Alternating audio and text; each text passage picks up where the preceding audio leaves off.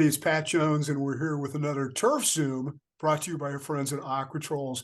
And I'm really, really happy here today to have our friend Lee Strutt joining us live and well from Nova Scotia. Lee, how are you? Nice to see you, Pat, and very appreciated to be included in this presentation. Well, we'll see how you feel about it in 45 minutes or so.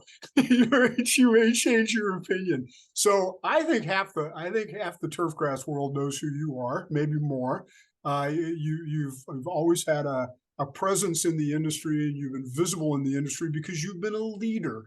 But tell us how you ended up in Nova Scotia via obviously Great Britain and France and some other things. So just give me kind of the elevator version of your background and then how you ended up at Cabot.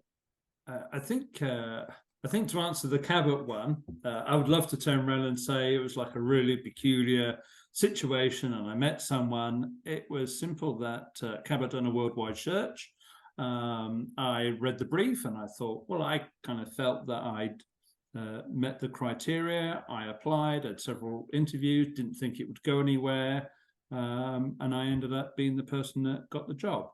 But I think what really underpins, getting jobs like this is time served. I've been very fortunate in my career where I started out greenkeeping, really enjoyed, like most people, become really proficient at it. Your bosses, the general managers see the potential, you gain more responsibility, and it's led really going from one golf course with a set of challenges, solving those problems, to another one. I was just probably one of these people that got slightly greedy, where I'd work at one place and I would achieve everything I wanted to achieve, and then it's like I kind of needed to be fed more. I wanted more of a challenge, and I had some phenomenal challenges working for Dave McClay Kidd up in Scotland, coming back down to London, working for the Royal Automobile Club, huge membership, 17,000 members, to clubhouses, tremendous history. But I guess, like most of us through our career, it's just making these industry connections. And it's not, I would say it's not by purpose, but it's actually genuine friendships. Opportunity come up in France, purely a Gilhance project come by. Someone saying to me, "Hey, do you know anyone?" And I said, "I think that'd be me. I'll go there." And that's how I've grown a network of people that you've mixed with, you talked with, and supported myself and the industry, because as any of really great quality job, people are going to say, have you heard of this guy? Are they reputable? Are they, what's their standard? What's their reputation? So I would say I've been very fortunate to get to a place like Cabot because of the people that have helped and supported my career. But you said something important. You reached out to them first. You networked them. Oh, and massively. I think networking is sort of a dirty word. I like schmoozing myself. I think schmoozing is the better word. But for young folks, particularly, I think, who are getting into this business and trying to think, how can I get on the radar scope with people? What are some things you tell them about networking, about following up or asking questions, or how to reach people? What are some tips that you have? I would say, look, be very genuine. Don't be afraid to reach out to anyone and to, send a message through over a Twitter or an email or social post. Email and directly. I really love your work, or I love how you've got to where you've got to.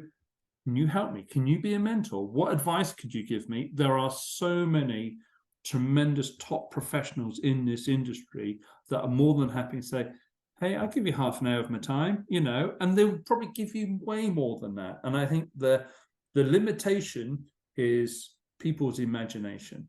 If someone doesn't respond to you, reach out to someone else. There's so many opportunities. And I think I was never afraid to ask the question. And there are probably the one that was really good for me was Jimmy Kidd. He was never afraid of giving advice, and he was he is still very much a flamboyant character, but you know, he gave up a lot of time for me. Ken Seams is another huge mentor of mine. They're more than happy to share their knowledge, to share their mistakes and help you. And I think that's the beauty of this industry, is like, we want everyone to do well. You know, it's the next generation. What my bit of advice might help you on that journey. So never be afraid just to friend request, LinkedIn request, Twitter request, and just send them a note. I really like your work. I'd love to have 5 minutes to chat to you, whether it's an email or a conference, you know, or anything, tournament advice, or can I come to your site? Could you take me around your site? We're all passionate what we do, and it's the limitations will be the candidate, you know. 100%. You're exactly right. And in fact, I think there's only a handful of people who won't respond to you if you reach out in your very rarely. And I've always said this about Matt Schaefer and Dean Graves, and people who in my mind are the legends of the industry, and they're the first to help. So yeah, I think that's a great piece of advice, is be fearless. You know, just go do it. So, but you fearlessly pursued this. So you wanted to change, and you proved yourself in Europe. What made the jump to North America interesting for you? I think it's, to be honest, Pat, it's like, well, why not? I think quite often we can all feel, oh, we're not quite good enough, and it's this and it's that. And it's like, if someone has received your resume, interviewed you, and feel that you're the person for the job, it's like, why not? And I think I came quite late in my career to working overseas. I got to the point, and the opportunity in France come up, and I really wanted to see. I kind of traveled a lot, and I thought I'd really like to see what it's like to work in a different country, different culture, and dare I say, even a different language, to see, could I survive? Could I not survive? And after going to France, I loved it, absolutely loved it. And then I kind of worked out, I actually quite like working overseas. I don't miss, I'm very passionate about being British, but I don't miss not being in the UK. And then when the Cabot opportunity came up, why not? You know, if it does, I look at it, hey, if it doesn't work out, you get on the plane, you come home, all right, you tail between your legs, but you dust yourself down, it's been a learning curve, you learned something from it, and you'd move on to the next opportunity. I wouldn't want to let myself be the limiting factor, so go for it. How do you find that destination golf, and I think Cabot, and then of course, you know, the folks at Bandon and Sand Valley and Streamsong, that Cabot is one of the leaders now in this whole destination golf thing. How does being a director of agronomy at a destination golf facility differ from being at a big private country club or a resort in France? It is very different. The challenges are, I think that every superintendent, regardless of what type of facility, all have the same overall challenges. But, you know, when it was a private club like France, it was all about pristine and prestige, because there wasn't much golf and there was extremely high expectations. Resort course, I would say it's like your Saturday Meadow or Stableford, and it's like, but it's every day, and it's you know, there's very high expectations when people want to come here. They want to have fun, they want to really enjoy themselves. So there's a challenge of being on peak or nearly on peak every day during the growing season. And probably my challenges are not really with the golf courses, but really with the team. How do you keep a team continually motivated? I would say it's a bit like trying to keep everyone in tournament mode for the whole season. And you can imagine it's not sustainable. People do get burnt out, they get tired, they get fatigued, they lose a focus. So the challenge is more keeping people in an elevated, focused state is very much the challenge, because, you know, no one wants to spend a lot of money and come to Nova Scotia and be disappointed. They want to have wow factor. And the turf team are very much the partnership with the golf operations and our food and beverage operations. You know, every department has to deliver, so people go away and go, had an amazing time. And I think it's quite interesting. I used to sort of feel resort golf, it would be like, you know, the families, you know, the buddies all on the trip. But we have so many events here where it's like the father and the son, you know, people. A true story, very recently, we had a group of guys here. One of the guys is terminally ill, and it's going to be the last major trip. So they're creating pictures and that, and you feel we've got to perform. We can't let someone down and not have the experience. So that takes a lot. Takes a lot to keep feeding not only our guests, but actually keep feeding our staff, because it's, you know, I have to support them to make sure that they can support our guests. This notion of experiential golf is so important, and it's difficult sometimes because as superintendents and greenkeepers, sometimes we've learned to hate our customers, and it can be tough because you feel like they don't understand me, they don't appreciate me, they're complaining, they complain about everything, blah, blah, blah, blah, blah. But with this idea of we want to create an unbelievable golf experience, a once in a literally lifetime experience, it's a little bit different. How do you motivate everybody to be on that page? I don't have the answer really, Pat. I mean, apart from continually, what is it that we can do? I'm forever looking through social media and interacting with so many different people. It's like, if I see an idea, can we put this into place? And we're very fortunate at Cabot that, you know, they're right behind us. So we'll do anything and everything. And quite often it's nothing more than spending a bit of time with the team and going around the course and just saying, you know, I really appreciate the work that you've done. Your part that you've played even into divoting on the tees, raking the bunkers, has played a part into someone's magical experience. And just being there to support the team, it's not a high five every day, but it's about being, I think Paul McCormick is very good at saying, being present. You know, when you speak to someone, I'm talking to you, I'm not looking at my phone or just going, yeah, is actually having a discussion. How are you? You know, how's, you know, you don't look very well, or how's your wife? How's the kids? It's actually being genuine and supportive is an essential part to supporting the team for them to essentially support our guests. It's empathy. It's empathy with your team and thinking of them as human beings and not as employee number 63 who rakes bunkers. Our friend Dean Graves, I mentioned him earlier, he's retired now, but he wrote an article for me in GCI 6 years ago that really focused on this, about the critical value of getting to know your employees as people.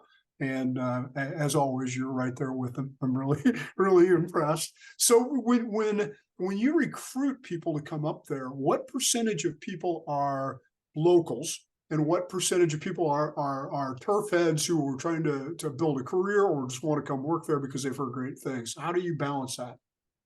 We probably have about 60% of our team are local, and 40% will be overseas. They, you know, we're pushing a lot more this year to have more of an international flavor. But I just want to make sure that our local staff, our local team, is supported as well as our visiting guests. They're kind of get a bit more fortunate because we'll reach out to them more through the winter, so we'll connect a lot more with them.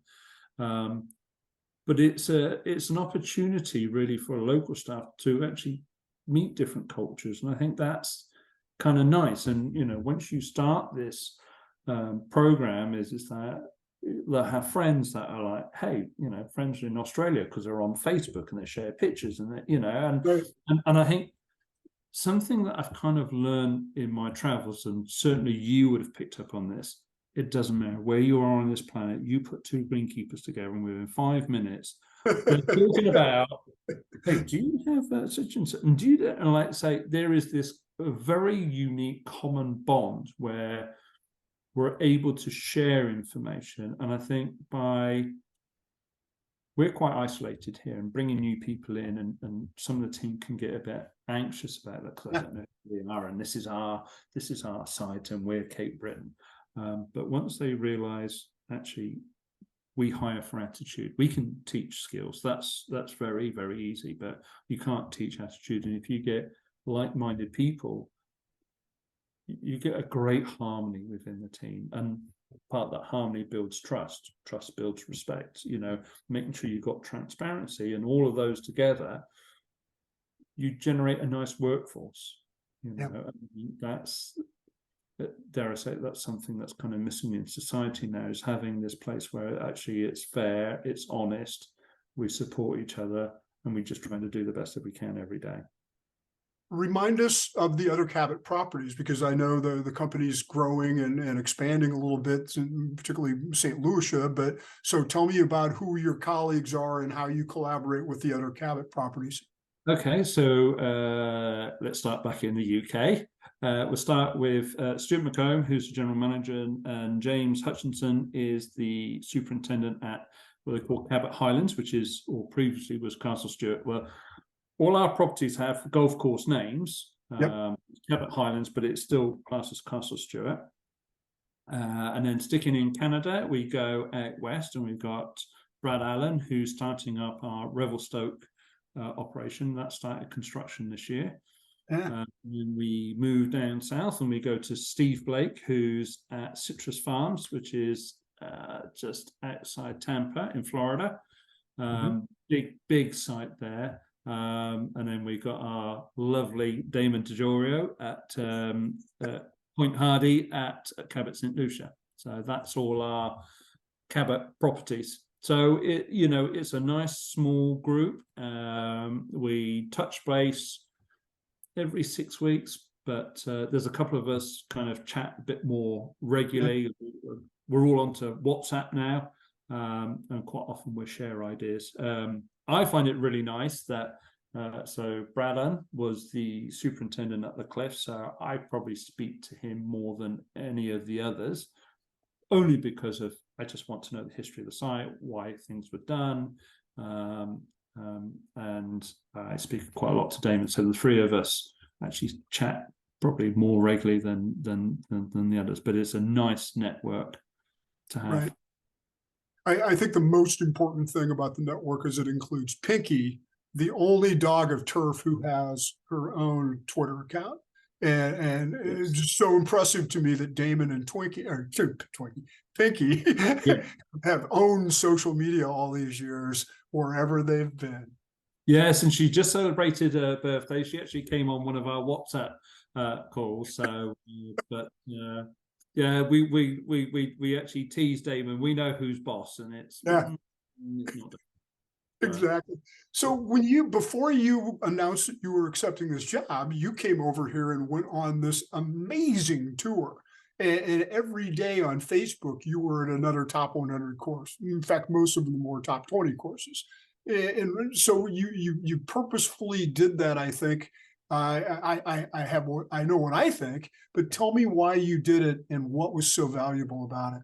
So this is on multiple layers. So the first layer, I have to go back to I got in this industry when I was 14, Pat. So this is early 80s. So I was in the maintenance facility, the first golf course I worked at, Bath Golf Club in the UK. And as a kid, it's like the smell of the machinery was just magical. It takes us all back. And there's like tractors, and there's like, I remember the original Toro GM3. I used to use a Toro 70. But when we used to have our meal breaks, there'll be these glossy magazines, and you open them up, and it's like all these amazing golf courses in the US. And it was like, that to me at the time was that was the Disneyland, not because it was fake, but it was another world. It was, when I started, we would gang mow the fairways, and I would see fairways striped, and you would see all of this technology, and that kind of set something in me that one day it's like I'd like to actually see these places in the flesh, you know. So I remember seeing, like, you know, the Pine Valley, you know, all of these top golf courses. And then anyway, as time went on, and I've been to the States and seen a lot of places. And then when I went to work in France, it was Gil Hans. Gil and his design team were great at, wow, this bunker complex, this is like this such and such golf course, and we're trying to get this an idea and a feel, and that's a bit like a Pine Valley feel. So when I finished up at Le Bourd in France, I thought, do you know, I've got an opportunity to just be really selfish and go and see some of these golf courses. And it was fired up as a kid from, well, actually, if I'm seeing these golf courses, I wouldn't mind seeing a couple of the others that I remember seeing. So I started the trip, and I kind of I thought, well, 2 weeks was enough. And then I spoke to Jeremy Slasser from EGD, who's a UK golf course architect, and several others. And I went back to Gil, and of course they said, "Oh well, actually, if you're here, you need to go here. You need to go here."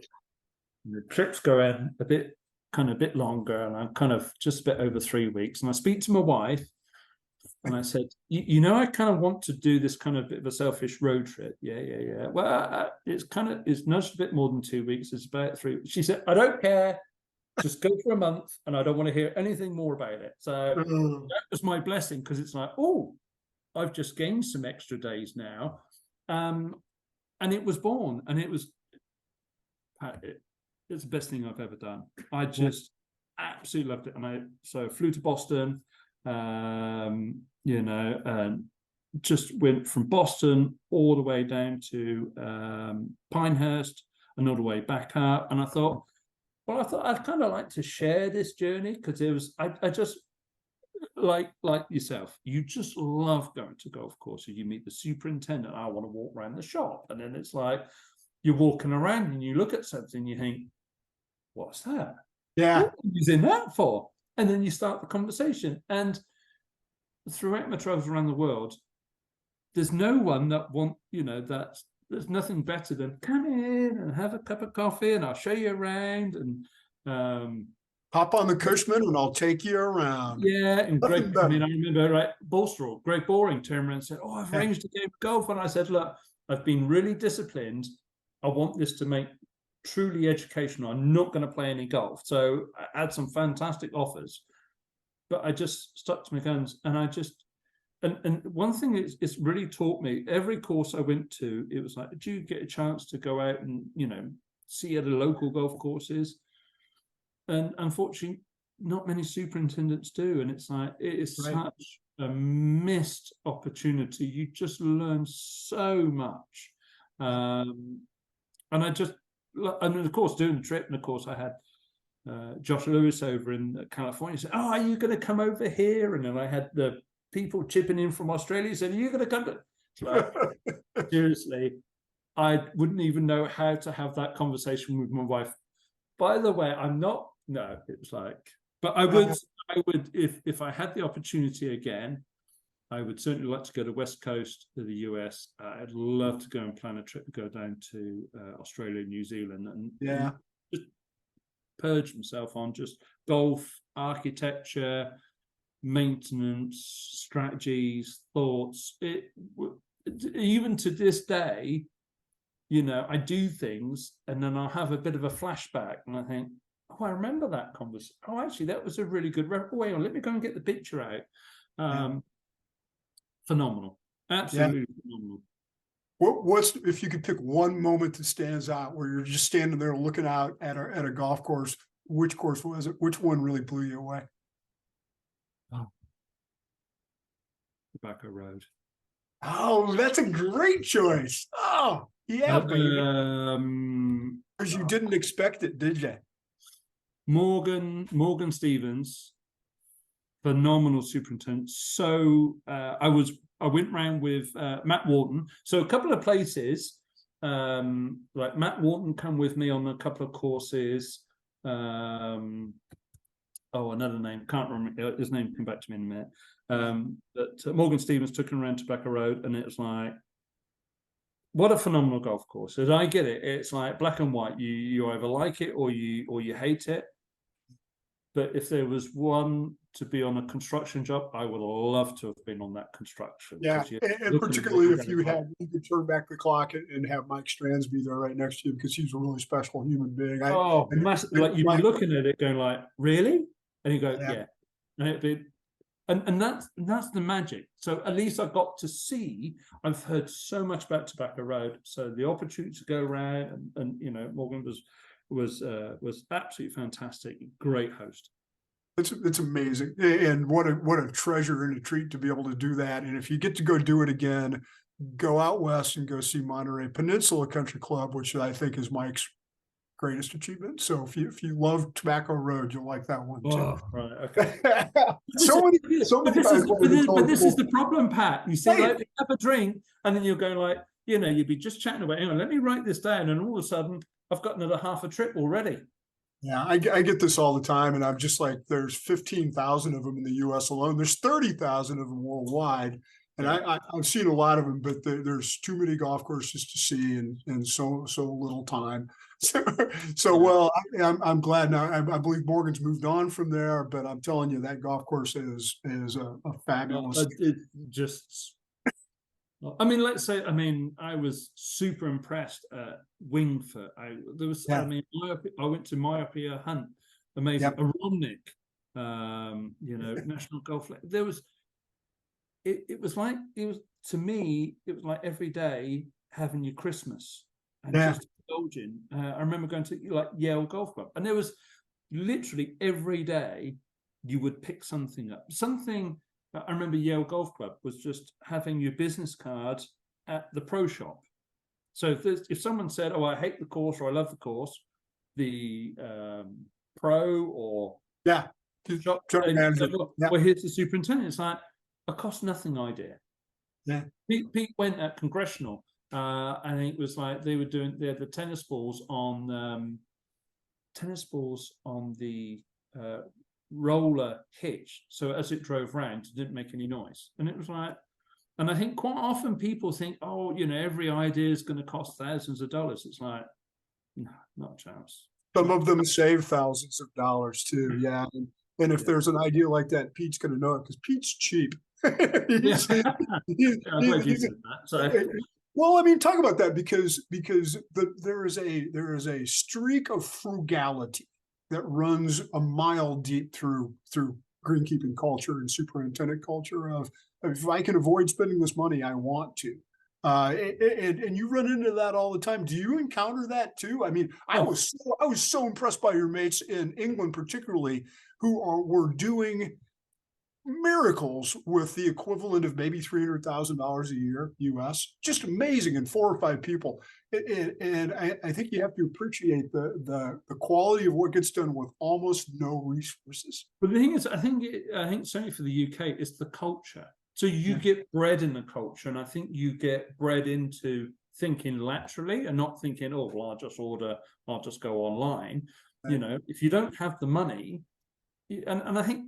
And I would have to say, to be fair, I know in the UK they're quite frugal on their culture, and that there's a lot of golf courses in the US don't have massive budgets, and they have to find, well, how do I join these dots up? Because I don't have the dollar to join them up.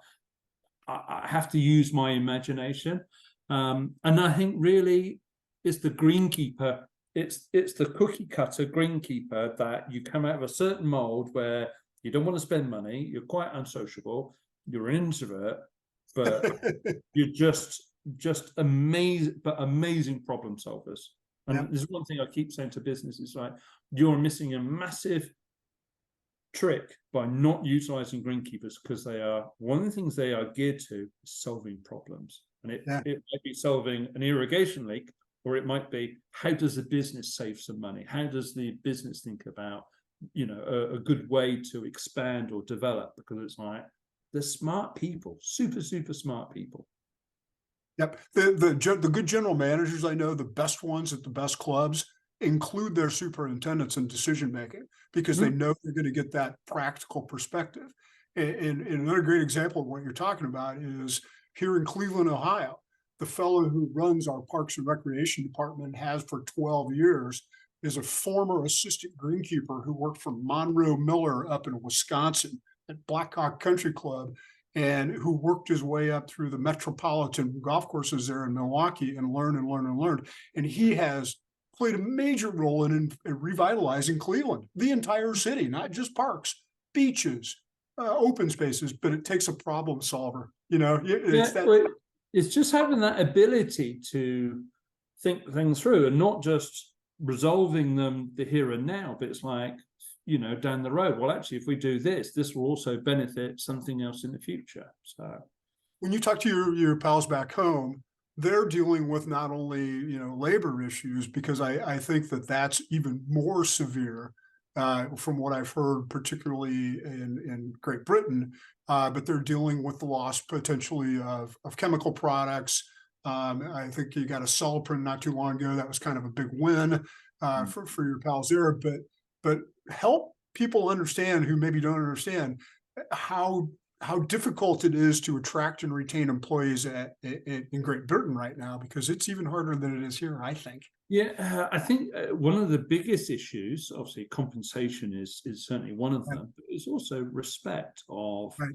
you know, the UK have got a very good education system. You can come up through craft level, you go to college, go to university, but it's that respect of you're not really seen as a professional. And I don't know whether that's a UK class issue, cultural issue. I mean, I do know there's other people within the golf business that are also suffering this issue where members golf club, you know, they feel that the position of greenkeeper is a simple one and they don't really want to respect it. And you're having, and quite rightly, people coming into the industry and saying, I don't need to be treated like this. I don't want to be treated like this for the money that you're offering and the unsociable hours, because they are unsociable hours.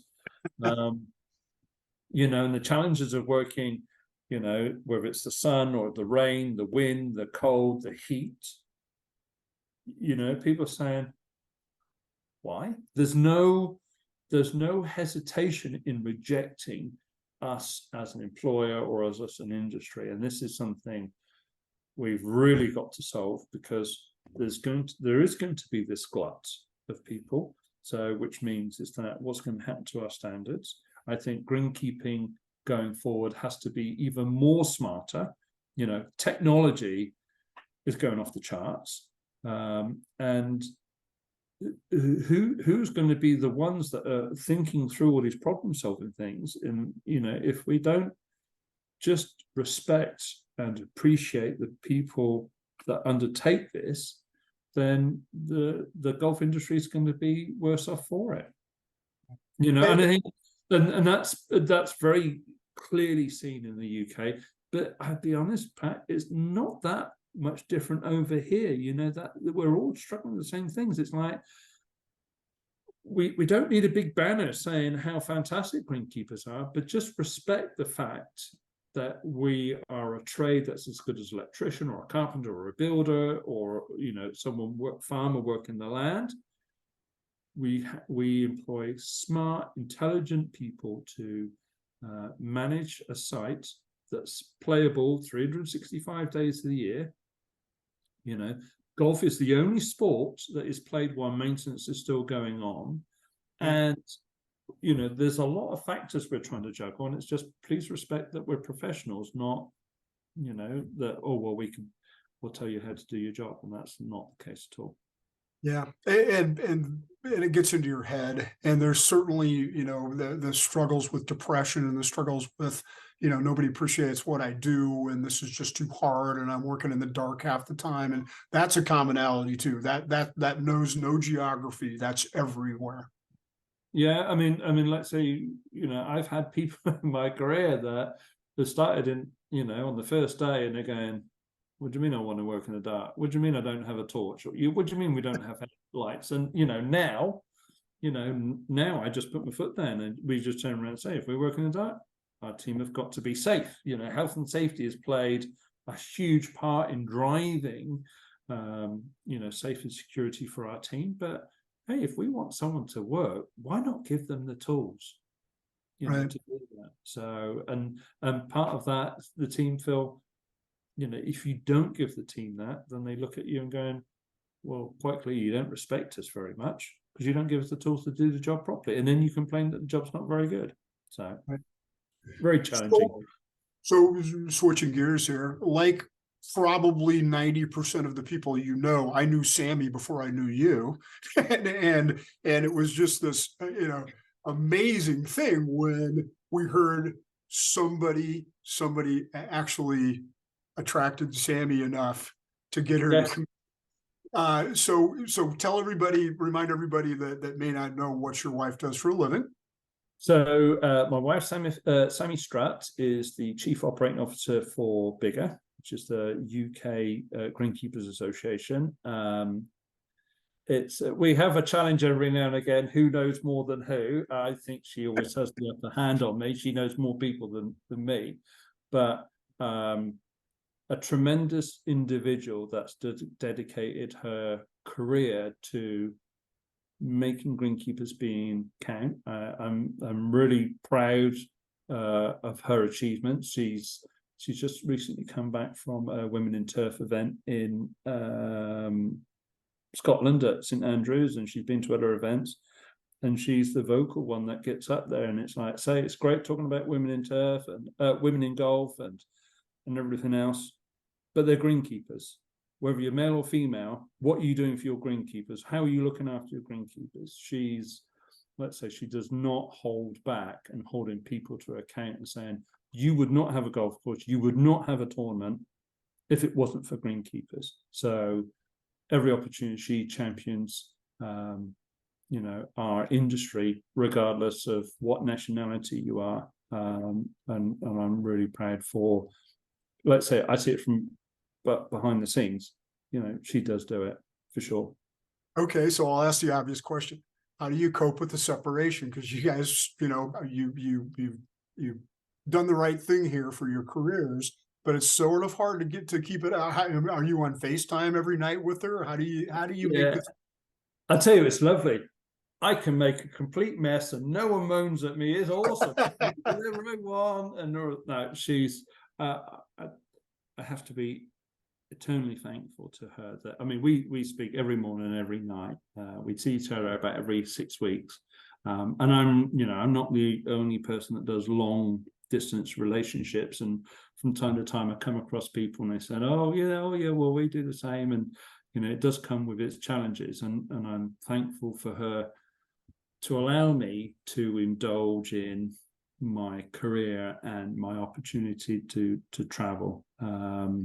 It doesn't come easy. There's times when it's like, we need to be together. We're going to be together in about 10 days time. We're going to meet. It's great. We're going to meet up in Washington, DC.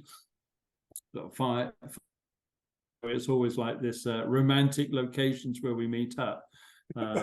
So I'm really pleased that she allows me to do this, and it allows her to continue with her career too. You found somebody who gets it. That's the hardest thing. If she was the COO of some small tech firm over there, I don't know that she would understand. No. She does get it. And the one thing I have to say about her is she's probably the reason that Harrogate is the conference that it is. That it's a spectacular conference, and she led the way on education for so many years. And it was I always blew my mind when I would go over and attend how progressive the education was compared to when you went to the GCSA show, and it was like herbicides on parade today and fungicides on parade tomorrow. Yet she years ago was already encouraging, let's talk about how we recruit people. Let's talk about mental health, all these things. So she gets some credit, and I think you guys now, I think you're the new power couple in turf. I think you got it.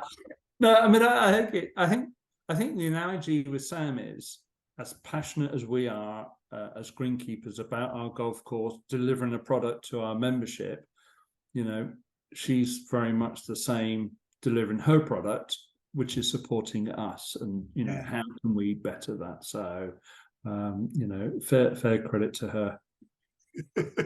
So when you think about this incredible career that you've already worked through and the places you've been, and what you're getting to see now, again, with being on the cutting edge of this destination golf thing, what do you hope for the future about our profession and our industry and about the game of golf? What do you know when you think, boy, if only we could be like this? What do you hope for? What do you dream about? I would like us to continue on technology, how we can better understand what we do. I see AI and robotics helping our industry, but I would hate to see AI and robotics taking over our industry.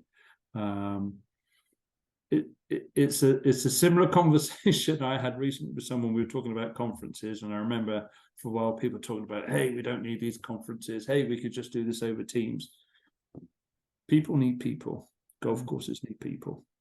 It's not the managing of a golf course will never come down to a robot. It's coming back to this gut feeling of, it's now time to do this. It's time now not to do that, you know, and like any crafts person, you've learnt the skills and the ability when and how to make those decisions.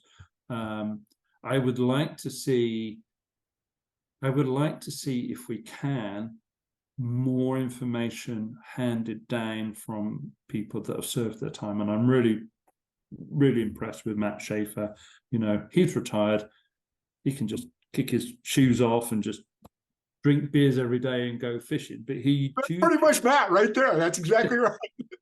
That might actually be happening, but he still chooses to get involved. He's, you know, we talk about, you know, reaching out to industry legends. I bet you, if I was up and coming greenkeeper, I'd be messaging Matt, because just to relay the contrast. What I started this industry is not where we are now, but it's important for people to understand the journey. And I think, you know, Matt is a great storyteller of, you know, he doesn't necessarily sugarcoat it, but let's not forget our past, because our past helps sets our future. And I think it's important that we never lose sight of where we've come from to help us get where we need to get to. Wow. I'm going to end it right there because that was perfect. Thank you. I couldn't be more grateful that you gave me some time today. I cannot wait to come visit you. I tried to do it this summer and it didn't work out, but I'm going to get up there and come see you, because I've been told it's a very special place, and it sounds like you have a pretty special team there, and I want to come see them. So thank you for your time, and I hope to see you in person very, very soon. Thanks, much appreciated, Pat. And like I say, you're more than welcome. We'll look after you. We'll host you. You'll have a great time up here. The one thing I'm not going to do is try to play golf, kind of like you were talking about. Oh, no. You would have to come and play golf. It's part Well, of I'll come do the Cushman tour with you and ride around and enjoy that. But I'm so bad these days. It's so hard. And I get these chances to play these wonderful golf courses. And really, I'd rather just spend time with the superintendent and the team and drive around. So thank you again. And thanks once again to Aquatrolls for sponsoring TurfZoom. And we hope to have another great one for you coming up. You never know. A couple of weeks, next month, tomorrow. You never know. Thanks, Lee. Thank you. Thanks. Bye.